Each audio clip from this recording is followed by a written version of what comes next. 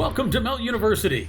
This series will help you build your brand, inform you on a variety of career paths, and introduce you to top executives in sports and marketing.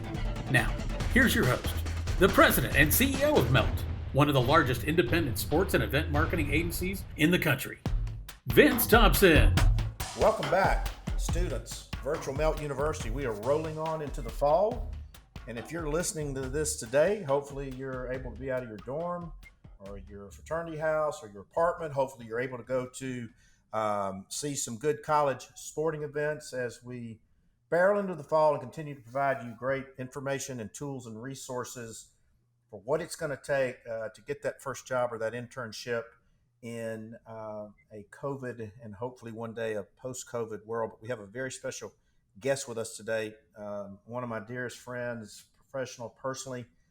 It's a testament to, as we talk about in our program, relationship building, nurturing, maintaining. We have a new age athletic director in the model of the ones that we've talked to about great opportunities. Eddie Kull, I call him, Director of Athletics, Fordham University. Just an amazing guy. Eddie and I met many, many years ago. He was working up on the Powerade brand, working with Mike Rapoli and Vitamin Water and Body Armor. Brilliant brand marketer, but his love and his passion, as we talked about, pursue your passion, is college athletics and helping student athletes, and he's committing his life to it, and we probably will wind up hopefully running the NCAA one day, or somebody to give some sense around there with the student athletes. But graduate of Stony Brook, great athlete, MBA from St. John's, also pursuing his PhD in educational leadership. So one day he'll be Dr. Kull, but he also came from the corporate world, like I said, Powerade and Vitamin Water brands for Lasso and Coca-Cola Company, and that's where we originally met and did a lot of traveling together, had a lot of fun together, had a lot of laughs together, did a lot of great business together. Also had worked in the NFL with the GENYOUth Foundation, Fuel Up to Play, and just an amazing person though. So Ed Kull, welcome. What an honor to have you on Virtual Melt University today. Vince, it's my honor completely. It's great to be with you and great to catch up with you. And you will be the next commissioner of the president of the NCAA. That's going to be all you, my friend. I'm not sure of some of the things I've said. They may let me back in that building, but that wouldn't be the first building I've been banned from. It probably won't be the last either. You stay consistent, Vinny. You are your own brand, and you got to admit I am consistent, if anything, right? Yes, you are. But so before we get into really a lot of the professional side, one thing that we always like to talk about with our guest is really where and how your career sort of started way back when, how it was rooted in passion. Did it start in high school? Did you play sports? Did you have a light bulb go off at college? We've heard from a lot of our guests, many of the people that you've known get to college and they go, well, I thought I wanted to be a doctor, but I want to be a brand marketer. So they pursue their passion. So throw it all the way back. Where did it start for you? Yeah, and I'm, again, honored to be here. I love what you're doing, and I love this topic of passion in terms of career choice and career direction. And my desire to become an athletic director began as a student athlete, baseball player. I remember it well. We got into some trouble, whether it be a party or some poor choices, and the athletic director had to come down to our locker room, Vinny, and give us a good tongue lashing in terms of our misbehaving. And I remember saying to myself, what does this guy do? Like, what's his job? What's his role? He's in charge of all the teams. He's in charge of this facility. What does he do? That piqued my interest. I soon became, and that gentleman, Dr. Dick Laskowski, is still a dear friend and a mentor to me. Got me my first job at St. John's University as assistant athletic director, all because of him. But I started then getting involved. Student Athletic Council, the SAC group of the university, and then became the rep for our America East Conference. Each school had a rep within the conference that represented the student athlete population. And then even my senior year sent me to Indianapolis to rep the conference at NCAA, and I was hooked on it. Now, don't get me wrong, there was a lot of stops in between in terms of vitamin water as an entrepreneur, and Coca-Cola as a top 5 brand in the world, and the NFL, and Madison Square Garden, and some minor league baseball teams, trying to experience everything of all sports, as I'm sure a lot of your students and interns have expressed, but always brought me back to the place of passion, the place of love, and collegiate athletics. And I'm very fortunate, very blessed to still be within New York City in my hometown and my home love, and to do it at an incredible top 50 academic institution like Fordham University in the Bronx. So I'm all because of passion and love. And there's been a lot of opportunity and success and financial gains in there, but it's all because of the love of and following your heart and what you're interested in doing. So you've been able to provide your passion, but what we hear, and we hear this a lot, is that you were willing to do what it took to take on any types of assignments, whether it sort of fit, quote unquote, what you thought your path was going to be. You were willing to take risks, you were willing to dive in deep and push yourself out of the comfort zone. We hear that a lot from our great leaders. Tell our students and our listeners the true importance of that, because life is certainly, as we're all living with COVID right now, is certainly not linear. So the sooner they learn that, the better, right? Absolutely, and I think it's the ability to kind of think a little differently. So you and I met when I was at Vitamin Water, and then eventually we sold the company to Coca-Cola, and I was blessed enough to work there for another 4 years. I remember, I tell the story a lot, like, in terms of the Vitamin Water process, when, meeting Mike Rapoli, and he was a St. John's alum, so I was working at St. John's University at the time, and offered the opportunity to work there. I remember my dad telling me, Vinny, and you and I have talked about this, but hey, Ed, water's free. You get water free out of the faucet. Like, no one buys bottled water. Right. Like what do you mean? You're gonna work for a water company? Like who's paying $2 for a bottle of water? It's free, son. Like, you lose your mind. And you just kind of had a feeling, had an interest. You follow your heart, you follow your mind. Like, I don't know, something about this guy. He's got conviction. He's got a plan. He's super smart, super aggressive. I just believe in him, and took a chance. And I say that because everybody wants to be an intern for Brian Cashman at the New York Yankees. And I also teach. I'm an adjunct professor, so I tell my students in sports management, sports marketing, I know you all want to be the general manager of the Yankees, but sometimes, like, let's go a different direction, be open-minded to an opportunity, and let it just take you. And as long as you're loving what you do, and as long as you jump out of bed every morning and excited to go to work, that's all that matters. Money will find that. Money will find you. Every time. Opportunity will find you.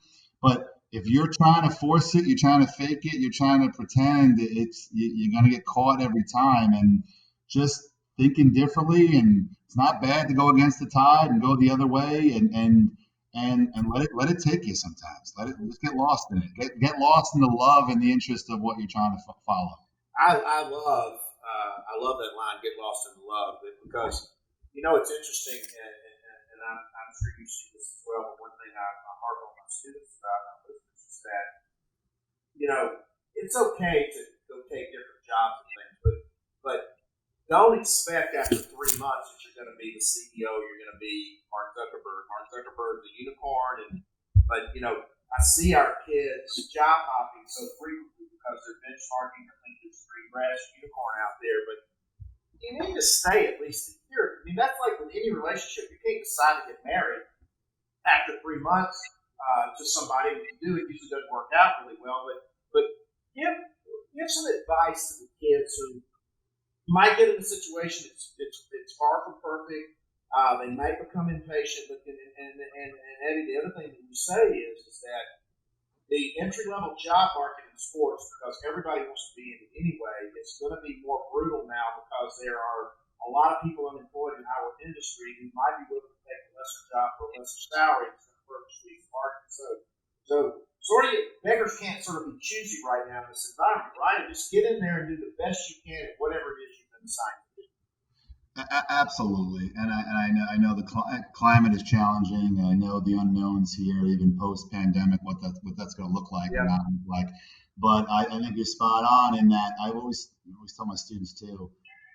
Part of this process is everybody thinks they know what they want.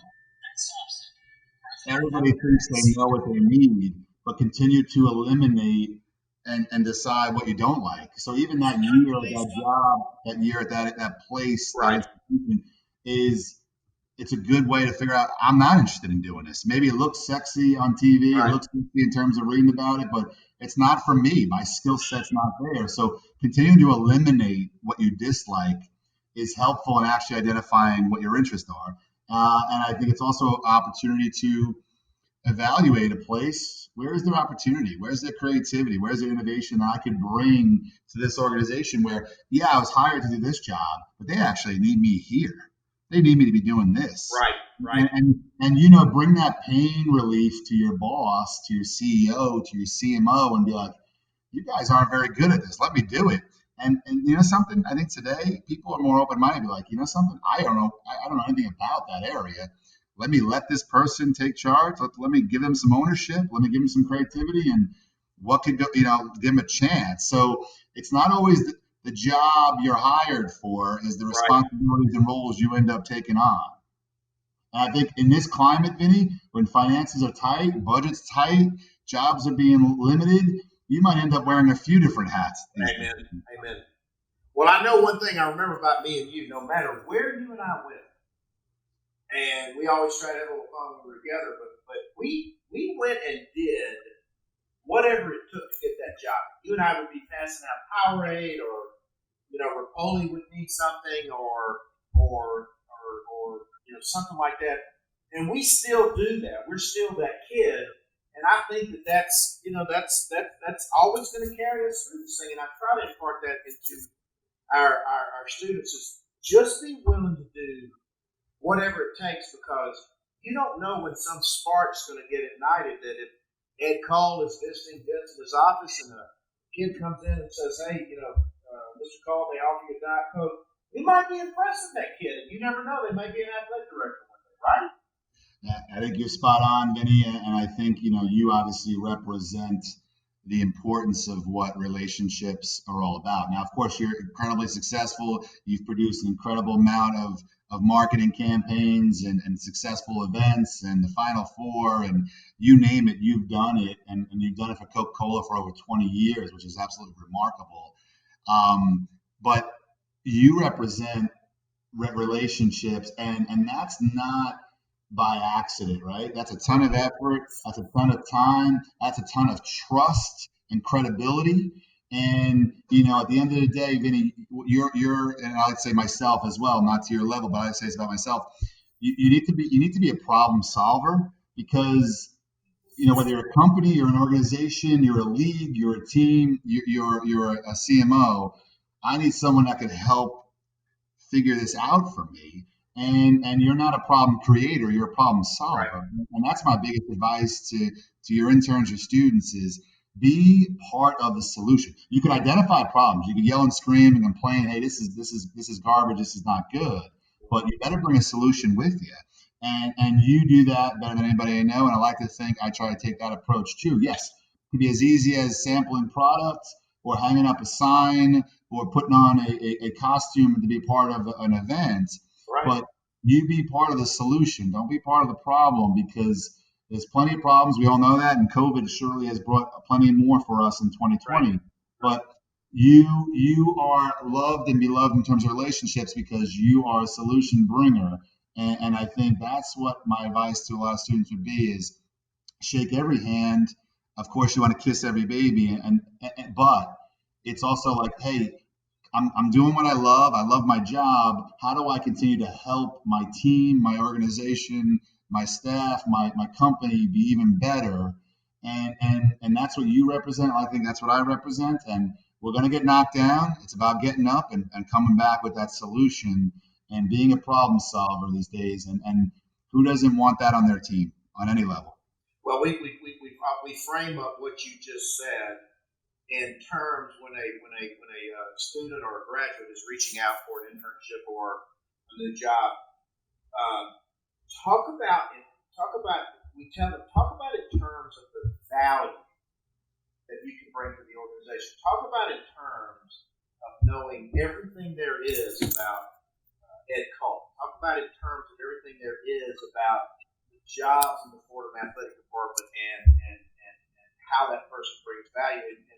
And we talk about our philosophy of relationships, and you and I practice this, is that any relationship, personal, professional, friendship, romantic, business, whatever it is, you have to continue to nurture it like a plant or a flower or a vegetable. You got to trim it, you got to prune it, you got to maintain it, you got to get the sunlight, water, fertilizer, and what we're trying to do is we're trying to teach the value of that to our students now, because you just don't know where things are going to wind up now, particularly in this COVID world and virtual world, and it's just crazy. And I think, like I said, you and I, we may not talk for 6 months, but then somebody will jump in and say, "Hey, what up?" Or "I need this. Can you do this for me? What do you think about this?" We always respond, and then when that time is there, and the time of need, you reach out, and it's not a transactional. It's we say the first two letters of the relationship are RE, and the first two letters of reciprocal are RE, and those two go hand in hand.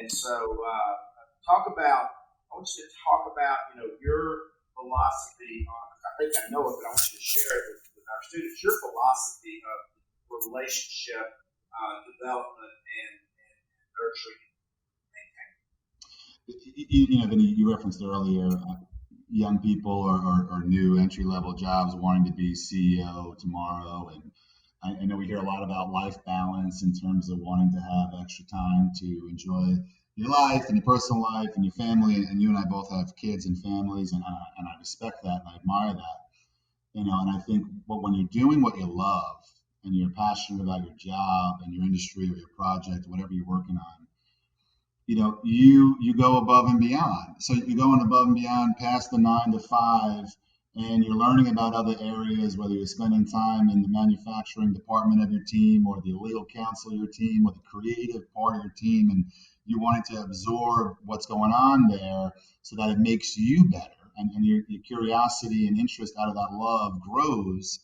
And then when I take an approach of business development or fundraising or looking for a sponsor or looking just for a donor on a campus, on a university level, it has to be a partnership. And I think, Vinny, you do that as well as anybody I know, that yes, you're selling a service, you're selling a product, you're selling assistance, you're selling an idea, a campaign, but it's got to be a two-way street. So same with any donor I meet, any sponsor I interact with, any partnership I try to create for the university, it's got to benefit them as much, if not more, than it benefits me, us, we, our company. And that's the approach every time, because it's not the idea of what you need or what you want. It's like, hey, this is actually a mutual, real partnership, and that becomes a real relationship. That's not one-sided. Yes, there's times when it leans one side where maybe I need more than you need, or you need more than I need. But at the end of the day, we have each other's interests at heart. And I think that's essential in creating a partnership, creating an actual, relationship with an organization or an individual. But it's also a means of how they should be looking at, and I say them being students, how they're choosing a company, choosing an organization to work for. That they want a lot out of me in terms of work, hours, productivity, success, but they also have my best interest at heart, that they're either going to try to promote me or they'll help me find a better job when the time is right. Like, there's a true partnership in everything we touch and look for. And that's how you get the most out of an individual, when they feel like you actually care and think of them that way. No, you're spot on. And that's a good transition into you're what I call sort of a modern day and new wave of athletic directors in the spirit of, Ross York, Texas A&M, Scott Strickland in Florida, Greg Byrne in Alabama, Alan Green at Auburn. I I know a lot of great old school guys as well, but you're sort of the new wave. You've been a brand marketer, you've been a fundraiser, you've worked with famous entrepreneurs. And a couple things, Eddie, it's step back. You're the CEO of a multi-billion-dollar organization. People don't really realize that when they hear the term athletic department or athletic director. You're wearing many, many hats. So, from your view, because we tell our students, hey, campus is the ultimate professional laboratory, and it's right in front of you. It'll be the greatest experience ever. I personally was able to work my way through Auburn Force Formation for 4 years, which got me on this amazing career path. Very blessed. They'll never have that environment as long as they live. But from your view, where we've got a lot of great discovery of new opportunities within an athletic department, mental health, compliance, and all that. But from where you sit, where are those opportunities? How will they pursue them? And they don't necessarily have to be like a sports marketer or journalist or publicist. There's so many new areas within your purvey. Talk about some of those and what some of our kids should do to try to figure out how to get those opportunities.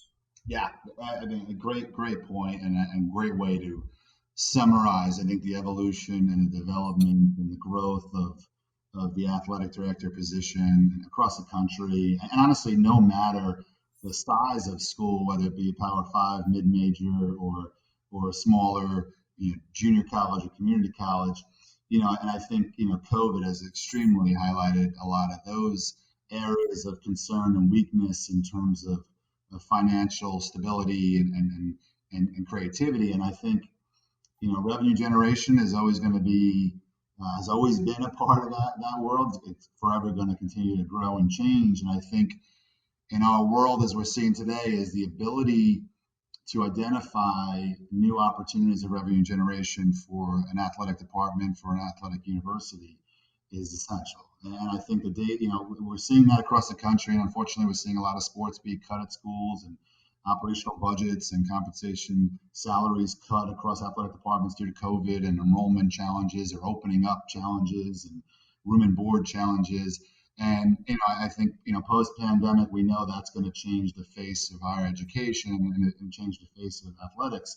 So the ability to really identify revenue streams is going to be more and more important than ever. And not that fundraising was not, and I know your alma mater, Auburn, and what they do, and sponsorship sales and TV network deals and radio partnerships and licensing and all the areas of revenue that come within an athletic department are going to be that much more important, because you're not going to be able to go to your president and ask for more dollars when, of course, there is naturally other pressures. And honestly, the importance of higher education is to academically develop our young people and our students. So that balancing act, how do you bring alternate streams to the table, is imperative. So would that be some experience in fundraising? Would that be some experience in selling or advertising or sponsorship sales? Would that be licensing or media access? I think those areas of industry are extremely important and going to continue to prevail. Vinny, I think there's kind of a bad feeling out there when you say, oh, college athletics is a business. Everybody kind of cringes. We snap, we get uncomfortable, and it's amateur status. And I think we need to evolve from that as well, and not only just 100%.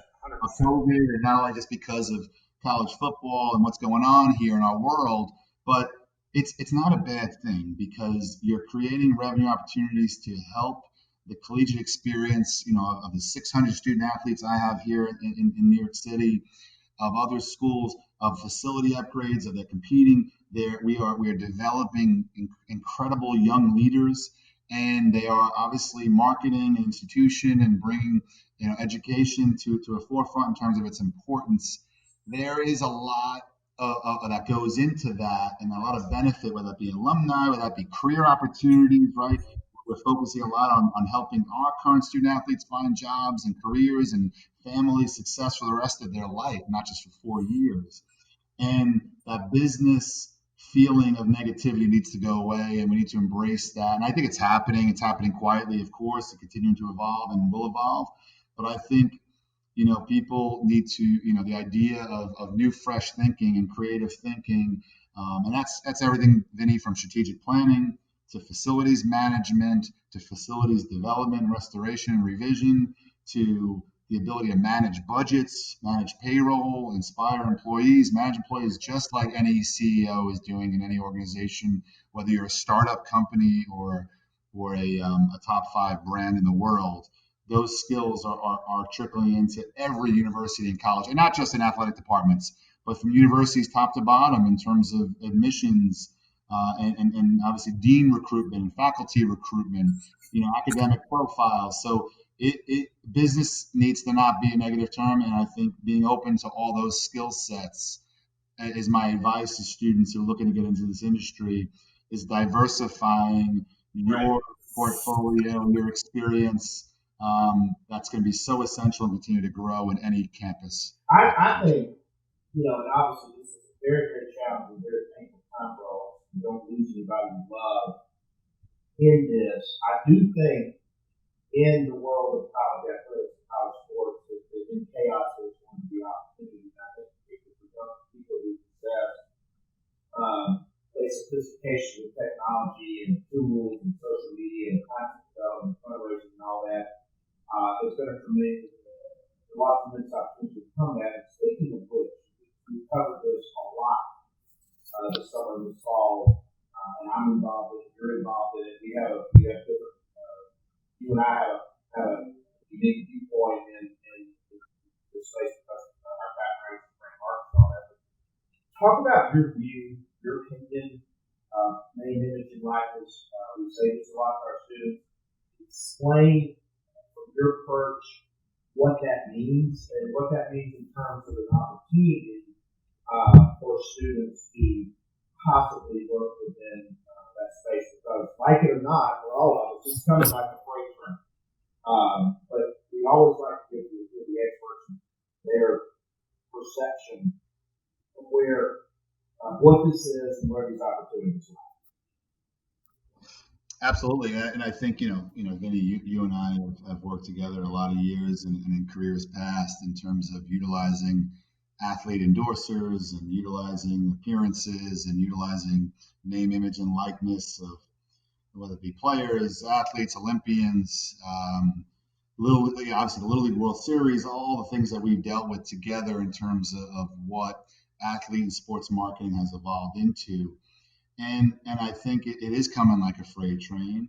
And I know I have a very much modern look, but I think every opportunity that a student athlete can get access to is fair game.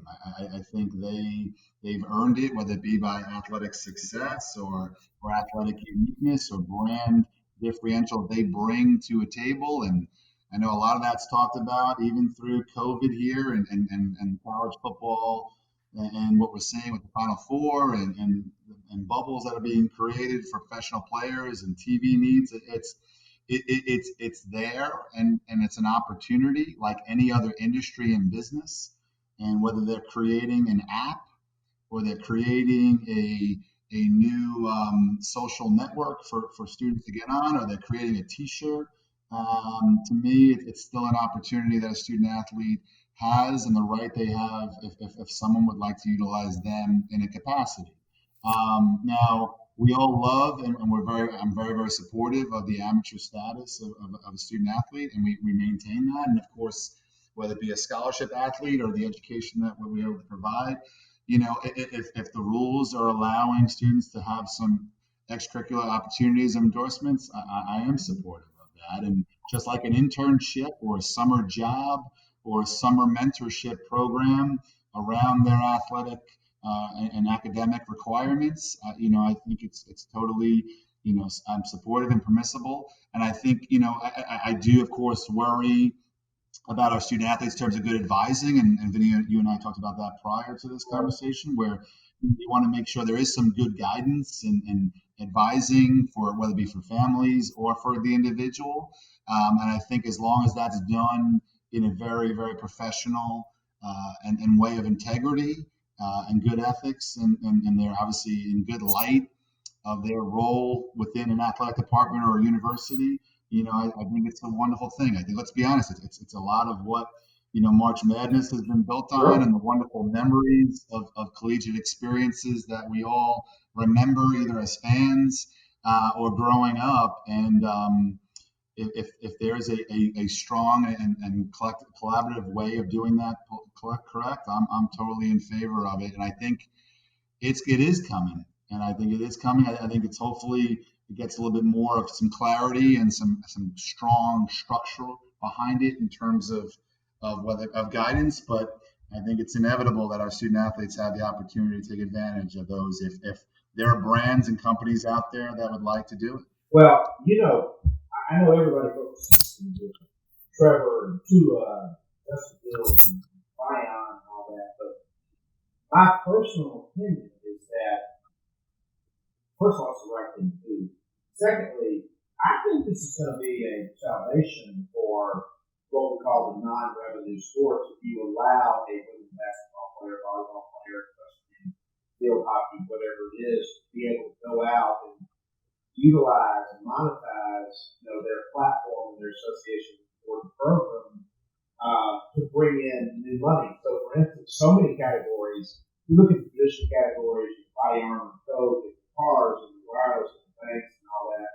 But there's so many companies that want to link up with these amazing collegiate student athletes, particularly the females out of college. The other thing is that give these students a platform to gain internships and audition for careers, and the student athletes make the best employees. And so I don't see, everybody talk, like I said, we all focus on the 1.1%, but there's hundreds of thousands of great kids, and I just applaud your positioning and, like I said, the new age of athletic directors and what opportunities that's going to create for the student athletes, but students to work for these student athletes. And because of the sophistication of social media and those types of things. So I think that's a great area. So I want to segue a little bit, because we can go on forever. You and I can talk forever. But because you're going to hear from a bunch of our students, and they're going to write you a handwritten notes, and we'll get your phone, get your reaction, there's a lot of great posts on LinkedIn and all that. But Eddie, one of my pet peeves is so some kids can all go to college for 4 years, pay $200,000 to get the straight education, try to get a job. They will send me at one of my generic websites, say careers at LATM.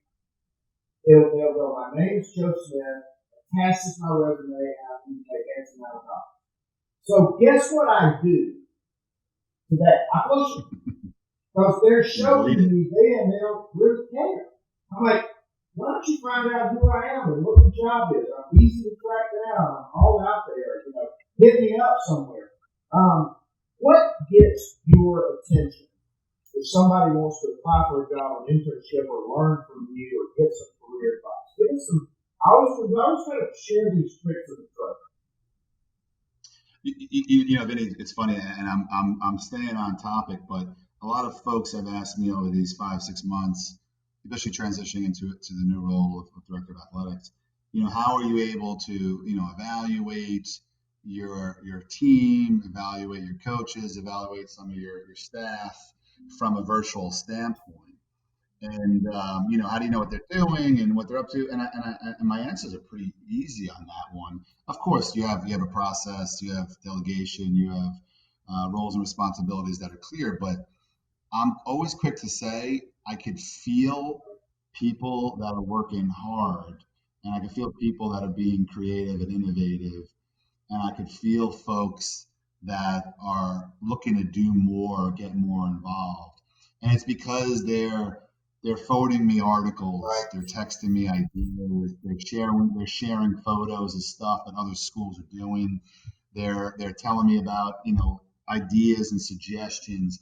And I say that in that person that wants a job or an internship with you or any other company, separate yourself. Tell me what makes you interesting. Tell me what differentiates you from everybody else. How How can you help an organization? How do you diversify, the tool belt of assets and skills that we currently have?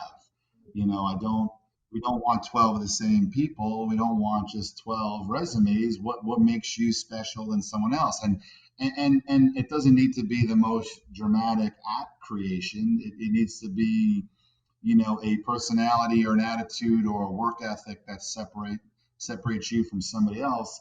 And make sure I feel that and I see that. And I think, effort is not, we're not asking for a lot. Again, when we go back to the key topic of this conversation, this is what I love. This is what I'm passionate about. This is what I want to do. It should kind of ooze out of you naturally, organically, and genuinely. And that's what I want to see and feel from someone that works for me or someone that wants to work for me. You want to feel that energy. You want to feel that attitude. You want to feel that creativity. You want to feel like, hey, here's how I'm going to add value to this organization. I mean, even you and I at our level, we exchange ideas and articles and information all the time because we want to feed intellectually off one another. And you never know where that spark's where it takes one spark to start that flame. But we could talk all day, but as we wrap, we always like to ask our guests, and not just the traditional, you and I read probably 40, 50, 60 publications a day. I'm sure you're trying to stay at that. But what are some of your long time go-tos as it relates to books or inspirational books or guidebooks or podcasts that you could share with our students to expand their lives? Like I said, we shared all the traditional sports verticals and channels and all that. But what are some of your kind of go-tos to share with the I'll be honest with you, Vinny, and I'm what I'm guilty of doing is often trying to combine some leadership exposure or some personal time for thought, and I actually do it really through music these days. Really? Okay. And it's kind of like the meditation process for me. So listening to honestly some different kinds of music is helpful in terms of course, relaxation, but also allowing the mind to kind of expand and think a little bit. So I find myself lately, and it's probably a combination of meditation and also relaxation, but whether it be, on a walk or on a jog or on the treadmill or Peloton or whatever it is, trying to listen to some different kinds of music. So everything from country music that tells you a story, or some classical that actually doesn't even have some words, or some Bruce Springsteen or Billy Joel that's telling you a whole life story. It kind of makes me just kind of think differently. And the message is as powerful as, and of course I love, John Gordon, and I love the energy guys, and I love the kind of the life coach guys, but I'll be honest with you, I just kind of go traditional these days. I'm musical because that message from 50 years ago about just some small town experience or falling out of love or some challenging, like that to me is powerful reminder on how to handle relationships, on how to communicate, on how to address my team, on how to, bring energy levels. Like it's just a healthy kind of soul searching reminder for me. So I'll be honest with you, I love leadership books, but I just think sometimes we overthink that. They all sort of say the same thing. You know what I'm saying? They sort of sound sort of repetitive because there's only so much you can say about this other than just get your ass back on the saddle and keep grinding. It's kind of that's pretty. But I like that music thing because what you said is right. Because musicians are artists, they're poets. The lyrics are, particularly connected with the two of some of the greatest musicians, artists, lyricists, poets, in the planet, and that is an interesting perspective. And interestingly, my son, who's 20 at Georgia, it's sort of the same way. Like I'm amazed at his Spotify playlist and breadth of his musical interest, and with the streaming services, it's allowed allowed him to learn who Charlie Parker is and Miles Davis. Some of the pretty great ones, but this has been like I said. I know you're busy, want to keep it. You got two boys running around and trying to run a big old athletic department, so this has just been amazing. Ed Kull, it's one of my favorite people in the world, person, professionally Director of Athletics at Fordham University. Tremendous background as a successful brand marketer, professional fundraiser at St. John's University, one of my favorite places. Brand marketer, Powerade, Vitamin Water, Body Armor, NFL. He's not only is he going continuing to go places, he's going places, and I hope he and I have a lot of fun together. Coming out of this COVID environment, I think there's a lot of silver linings, and I think one of them is just a greater appreciation for the friendships that we have, and even the ability to use this technology. Ed, we always had a great intern program, and always wanted to get you down. But if I physically couldn't get you down, we might not be able to have you share your wisdom, and now we can spread it all over the world. So there's a lot of silver linings to evolving this virtually. I think we're going to hear from a lot of kids, but we do appreciate taking your time and sharing your wisdom with students. Listen to it. Follow Ed on LinkedIn. He's very, very good out there. He posts a lot of really good stuff, positive stuff. To a lot of people. But Ed Kull, my favorite person. We appreciate your time today on virtual television. Vinny, my pleasure. Awesome being able to connect with you and talk about industry trends and where things are going. You're at the forefront of it. You've been incredible in terms of your career, your company, your success. You're a mentor and a role model to me, always will be. And you do an amazing job of adapting and becoming a chameleon to times and industry. And COVID is no different for you. The way you have pivoted and continue to understand the culture and climate and the industry better than anybody. And I love what you're doing here in terms of helping students and young people. You're giving your life experiences and you're giving your incredible career back to them in this light. I'm honored to be a part of this. And believe me, you're helping me. I have 600 student athletes here, and whether it be the music they listen to, and I'm trying to listen to as well to understand them better, but all the advice you're giving them or understanding their mindsets better is an essential part of my job. So it's a pleasure to be with you, and anything you need from me, don't hesitate to ask. And next time you're up in New York City, dinner's on me. So I'll always break bread, that's for sure. And if there's anything we can do for your student athletes in the form of career development, brand building, obviously I've got the book coming out, which is basically a package of a series of lectures I give to student athletes, college students across the campus and all that.